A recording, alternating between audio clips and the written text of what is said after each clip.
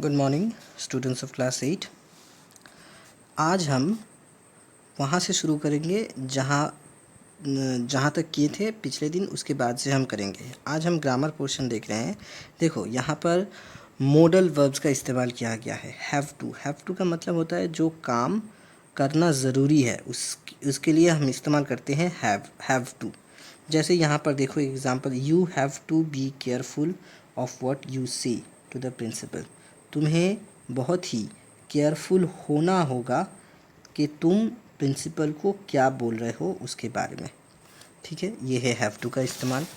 और आता है यूज़ टू का इस्तेमाल। यूज़ टू का इस्तेमाल होता है ऐसे काम के लिए जो कि ना अतीत में, पास्ट में हुआ करता था और वो रेगुलर हुआ करता था, रोज़ाना हुआ करता था। ऐसा नहीं कि एक बार हुआ था, रेगुलर हुआ करता था। जैसे मैं स्कूल जाता था। अब मेरा स्कूल जाना, वो एक बार के लिए मैं स्कूल नहीं गया था, मैं रोज़ाना स्कूल जाया करता था, तो मैं कहूँगा I use to go to school. तो ये है यूज़ टू का इस्तेमाल। तो अब उसके हिसाब से तुम्हारा ये जो एक्सरसाइज है वो करना पड़ेगा। पहले एक एग्ज़ाम्पल के तौर में कर दिया गया है। ठीक है, तो तुम्हें यहाँ पर जो ये ब्लैंक्स स्पेसेस नज़र आ रहे हैं उनको फिल इन करना है। यहाँ जो तुम्हें ग्रुप ऑफ वर्ड्स दिए गए हैं उनके ज़रिए। My grandfather use to be a professor at the RC college. He use to go for long drives when he was young. Now he goes for a walk every day in the nearby park. His brother, who passed away last year, used to visit him every week. My grandmother used to be a teacher at the local school. She used to accompany my grandfather during his morning walks. But now she finds it difficult to walk because of a knee problem. She used to walk up to the temple till 5 years ago. Now she can just move around inside the house.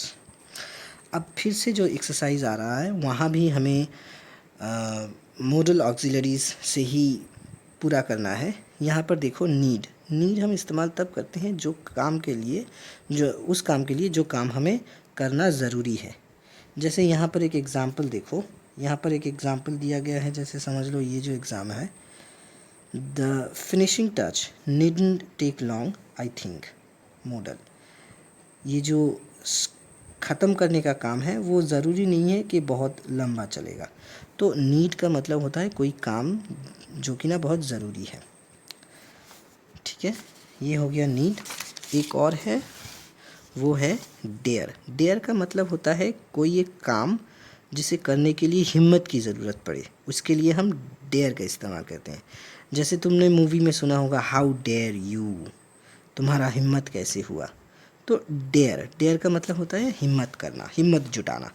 तो इन्हीं दोनों models के साथ ये जो exercise दिया गया है वो हमें पूरा करना है। हमें स्पेस दिए गए हैं, इन स्पेस पर हमें सही ग्रुप ऑफ वर्ड्स हमें बिठाना है और वो ग्रुप ऑफ वर्ड्स हमें यहाँ से मिलेंगे। The boy who did the mischief dare not tell in front of the principal. His schoolmates need not know what transpired between the two people. He was told that he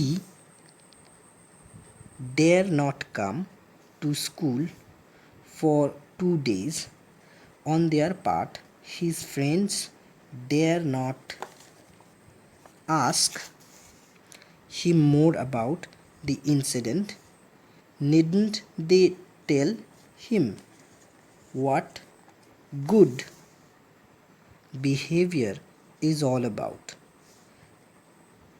Dare they risk their friendship because of this incident? ठीक है, तो यहाँ पर जो exercise दिया गया है ये करने की ज़रूरत नहीं है। डी लिसनिंग एंड स्पीकिंग ये करने की ज़रूरत नहीं है।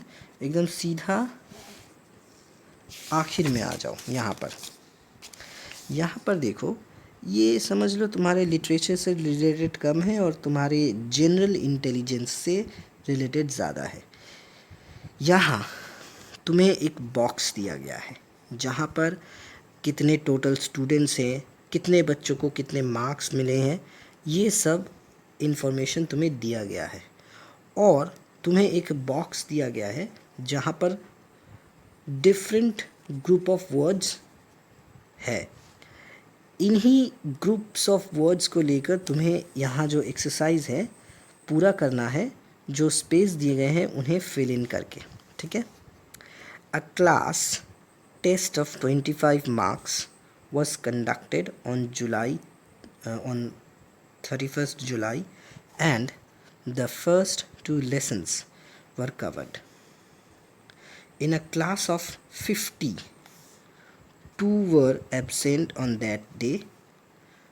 Out of the 48 students who wrote the test, 8 students secured above 80% by getting more than 20. The number of students who got marks in the range of 15 and 20, इसका मतलब है and 15 and 20 is 12.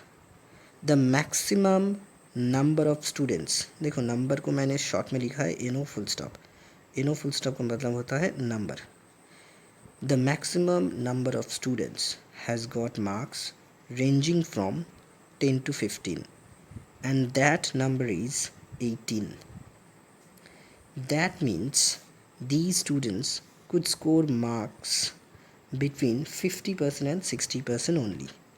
Out of the 10 students who scored less than 40%, 6 got marks in the range of 5 to 10, whereas 4 of them got less than 20%, ठीक है। और यहाँ भी जो एक एक्टिविटी है वो करने की ज़रूरत नहीं है, ठीक है। तो कल हम ये जो नया चैप्टर है, जो एक पोइट्री है, वो हम शुरू करेंगे। Okay, thank you.